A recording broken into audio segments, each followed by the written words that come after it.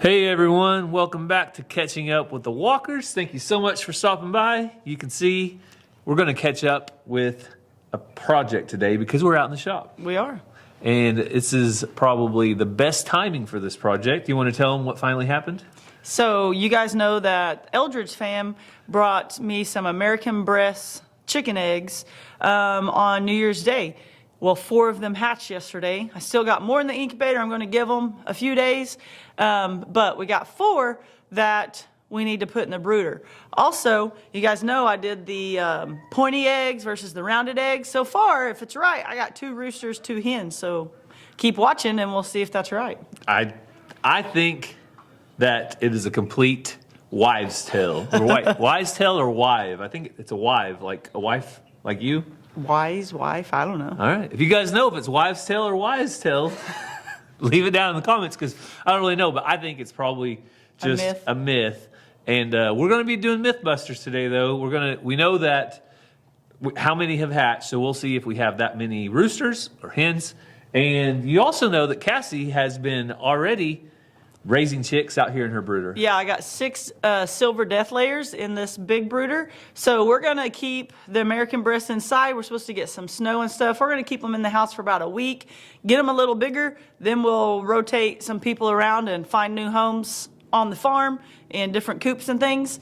But for now, we'll keep them in the house. So we're going to improvise today. We're not going to use our traditional brooder. So maybe, just maybe, there's some people out there that have never raised chicks or never hatched them before. So we're going to do something kind of a DIY. What can you find around the house to put these chicks in? Yeah, so let's go and see how it works out. So the first thing you need for baby chicks is what? They need heat. We prefer these brooder heaters because they can't catch fire. They regulate their own temperature. They're very affordable and safe. And this one is a Producer's Pride. Yep. So we'll leave a link in the description. This isn't sponsored or anything, but these are from Tractor Supply. I think it was $29.99. Yeah. Then you need some shavings. You don't want to use cedar shavings, so you want to make sure you get some pine shavings. Birds aren't supposed to use cedar shavings. I'm not really going to find out by myself. I'm just going to take everyone else's word for it. Then we'll get their food and water. But chicks can last 48 hours on the yolk that they absorb. So heat and shavings right now is the most important thing. Then we'll get everything else in there.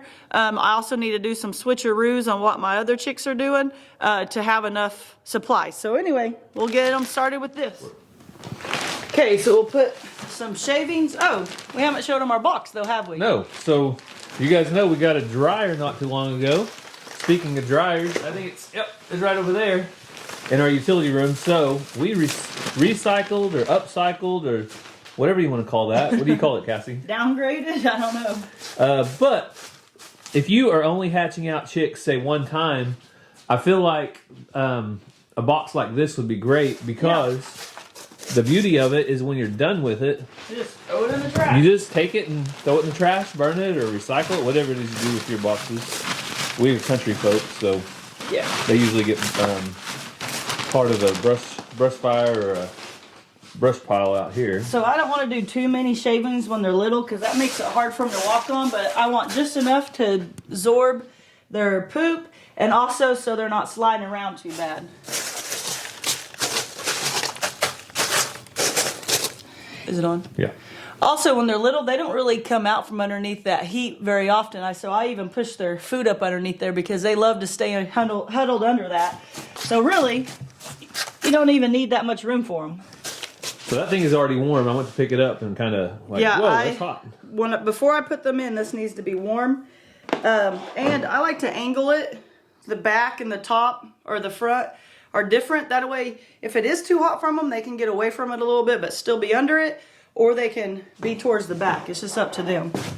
We got all variants of heat. And the good thing about them being in here is this is already climate controlled. Yeah. So it's not going to be like out in the shop where it gets down to 30 degrees or whatever the forecast is this week. Yeah, so we can go ahead and put them in here and get them settled in and then bring in the food and water, which that drives you guys nuts, so we might do the food and water first. We had to do it all anyway, so let's go get the food and water. So for their gut health and just keeping them healthy as small chicks, I put 1 cap of apple cider vinegar into their water. If you got a bigger water, you need more vinegar. But after a few weeks, I don't do that anymore, just to get them going. So the next thing is, this is what the feeder I use looks like. But I just use it open like this for probably the first week or so, or until they really start eating well, so they can easily get in it. Then I transition to this one. So I put the food and the water on the edges here so that they don't have to come out if they don't want to. And then when I put the chicks in, I will dip their beaks in the water so that they know that that's where it is. And then they just do their thing. And then in 6 months, you'll have a bunch of fresh eggs, right? Yep, and these are dual purpose. We can eat them or they can lay us eggs. So there is an actual reason to have a few roosters, because if we get a few roosters, which we think will be 3, yeah, if the wives' tale is correct. So typically we don't eat the other roosters we hatch out because 1, they're too pretty for me to eat, but 2, they're a tougher meat. So this is a dual purpose breed that should be just fine to process the roosters or the hens. All right, so everything's ready. All we need now is the chicks out of the incubator. So let's go check them out. So this is out of the so-called rooster incubator, and I just noticed both of these have black feet or yellow feet, and in the hens incubator they both have dark feet, almost black. So we'll have to pay attention to that. So these are supposedly the 2 roosters. So this one is pretty big. So I wonder if that's a coincidence, because I noticed these 2 were probably a little bit bigger too than the ones in the hen incubator. Yeah, so we'll see. We'll dip their beaks. There's your water buddy. There's your water buddy. And into the warmth. Stay in there.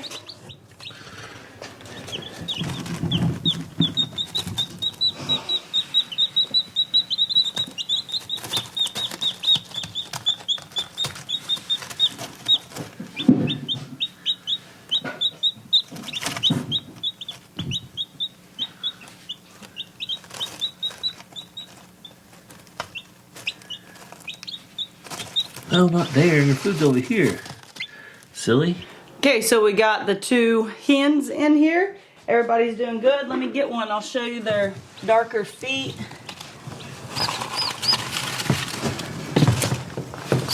The reason we didn't show us actually doing it is because we went live on Facebook. But you can see there, this one's turned just a little. That could be from inside the egg. But darker feet instead of yellow feet. I might look that up real quick. Yeah, that's really kind of coincidence, if not that the pointy eggs chicks were different than the other ones. Yeah. Also, we have 2 more Pippin, so yes. Hopefully we'll have at least 2 more chicks by the end of the day. And then how many more eggs in the incubator total? 3, I think, after that. Okay, so hopefully we get some more. Total of 5 eggs still. So Cassie had to head off to school, and that leaves me to finish up the chores. So I thought I'd show you guys where we move our chickens to after they get out of the incubator and out of the brooder. And, oh, apparently somebody's camera shy. I had them right behind me, and they decided they had to leave. So I'm going to finish up chores, though. Cassie has ball games tonight, so we are going to be going to Mazzie's ball game later this evening. So I'm going to knock stuff out before we head out. First things first was getting this water taken care of. So the Highlands have plenty of water to drink, and we're almost there. So after we're all finished up at the brooder, and then we get fully feathered, Cassie says at about 6 weeks of age, we move all of our chicks out here to the grow out pen. So this is what we call the grow out pen. It has some chickens that Cassie have just been keeping separate right now. But I think one of these guys is going to go to a new home soon. Or another rooster out there in our main pen is going to a new home. And I think the speckled one may be moving. So that'll be on another video though. But this is a little pen. It's just, about a 10 by 10. And it has plenty of space for the chickens. And it also has a little house over here with a roosting bar in there so they can get used to roosting. But it's not so big that they're intimidated too much, and it also has a predator apron all the way around.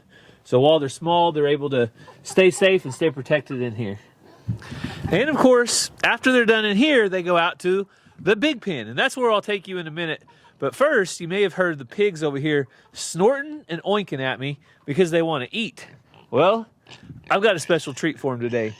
One of our favorite things at the holiday season is eggnog. That's right, we love eggnog, but unfortunately, this eggnog was pushed to the back of the fridge and it expired. So, what better place to feed a little bit of expired eggnog than a pig pen? Because pigs love eggs, they love milk, they love anything. They pretty much are pigs. They'll eat it all up. So I'm gonna mix this eggnog up. Let's see, I'll show you real quick what I'm doing here. I'm gonna mix this eggnog up into their regular feed.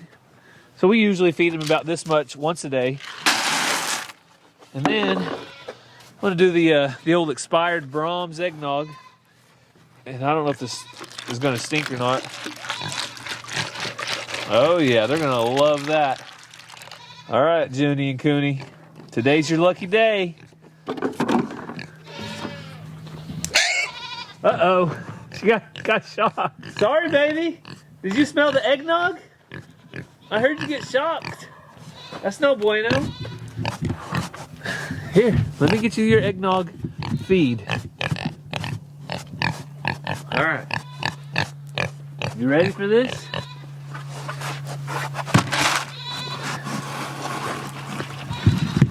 Oh, man.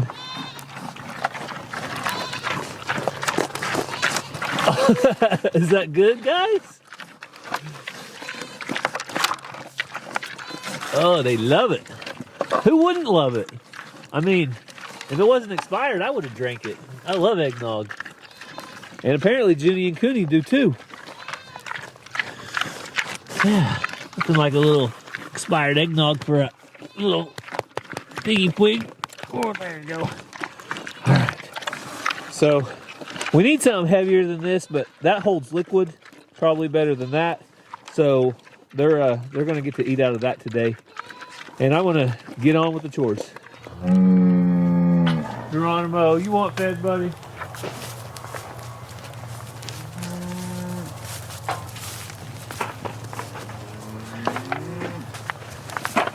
There you go.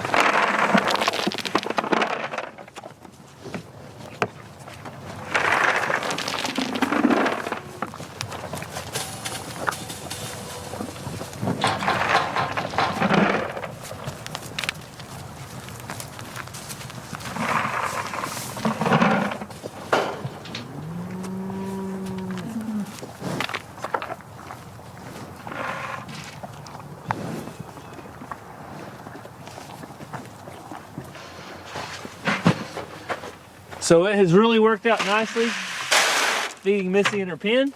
Let's pour it in here, hop out.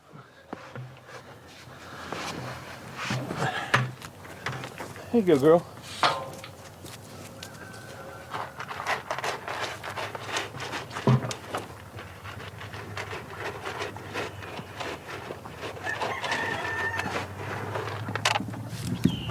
All right, Missy, enjoy your food. I'm gonna go feed the chickens.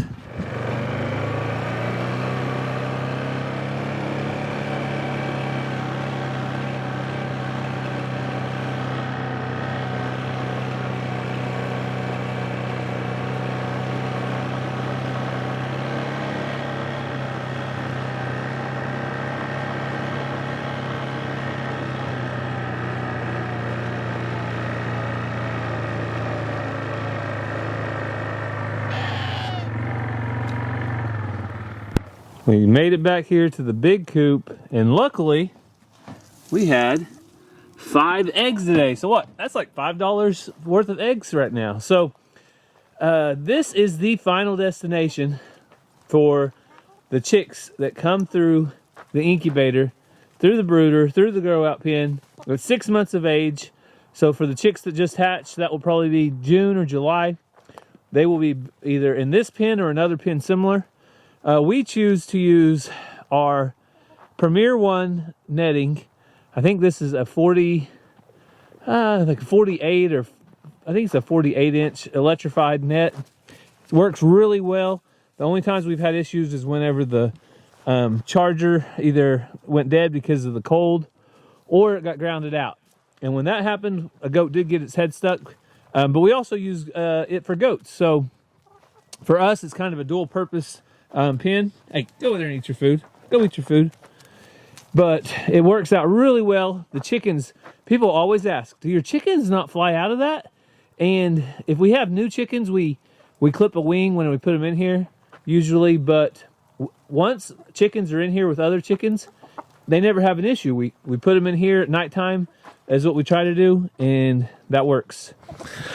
Other questions we've had about our chickens in the past is, why do we use mobile chicken coops? So right now, you can see above these coops are shade, which isn't that important for the current months, but whenever it's July or August and it's 100+ degrees, the chickens really do well under trees and natural shade and places they can run around while they're still under the shade.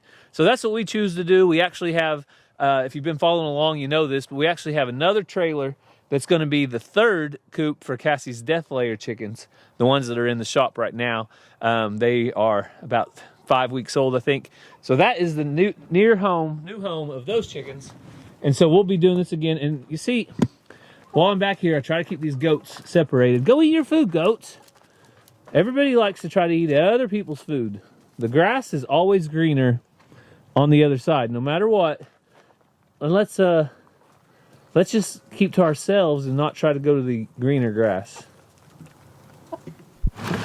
So the end of chores, we're feeding the cows down here. And I always hang out with my spoiled little cow, Blackberry. Hey, 25, you stay over there. You guys be nice. Play nice today. Yep. Hey, what did I say? Go, go. All right, Blackberry. Hopefully you got enough food because I'm about to leave. So this is the next day. Cassie, how did those games go? Good. I'm trying to remember what day that was. Those games went great. So Mazzy scored her first points. Yes, Mazzy did her very first points in a game ever. She was pretty excited. Yes. So we did get something special before we end the video we wanted to share. And it is a homemade Crazy Chicken Lady thing. Yes. What is that called? Sandy says that she's new to stitching, so it's from a beginner, but I think it looks like a professional. And she hopes I can put it in the pantry or somewhere where I can enjoy it every time I check on the chicks. I'm actually putting a bunch of my stuff together you guys have sent like this, and I'm going to display it in my office at school for all my students and everybody to see. So this will add to the collection, and so thank you so much. And this is a beautiful card that she sent. Thank you so much, Sandy. I truly appreciate it. So before we go, we wanted to give you one last update on the chicks. There are a total of 7. Yep, and the thing where I noticed dark feet and light feet in the 2 different incubators, that didn't pan out because we had some of the other incubator with light feet as well. But look at all of them. some are whiter, some are more yellow, but they're doing awesome. So there's still 2 eggs that haven't hatched, but I'm gonna give them a few more days because I've sadly come to realize that they don't all hatch at the same time. So I'm going to give them a few more days, and just to make sure. Worst case, they just don't hatch. Yeah. We're not going to lose anything, so we'll give them a little longer. So today is Wednesday. You're seeing this video on Thursday morning. That's why I can't keep up with my days. And Cassie can't keep up with her days. But as you guys know, now I'm the stay-at-farm dad. Cassie's off on Wednesdays, so we get to go on a day date. So we are going to go over to the next town over, have a lunch, a little day date, and then Cassie has to go to work for an hour. Yep. On Mondays and Wednesdays, I go in 7th hour for athletics, and that's it. So if you guys have any prayer requests, leave those down in the comments. A big thanks to you guys for praying for my Aunt Colleen. She's doing so much better. And please be in prayer for the Hidden Heights Farm family. If you guys have been following along on their social media, you know that Rachel lost her mom, so we are praying for her, and we just ask that you do too for their whole family as they go through this tragic loss. So thank you so much for taking time out of your day. We hope you have a great day. God bless, and we'll see you next time. Love you guys.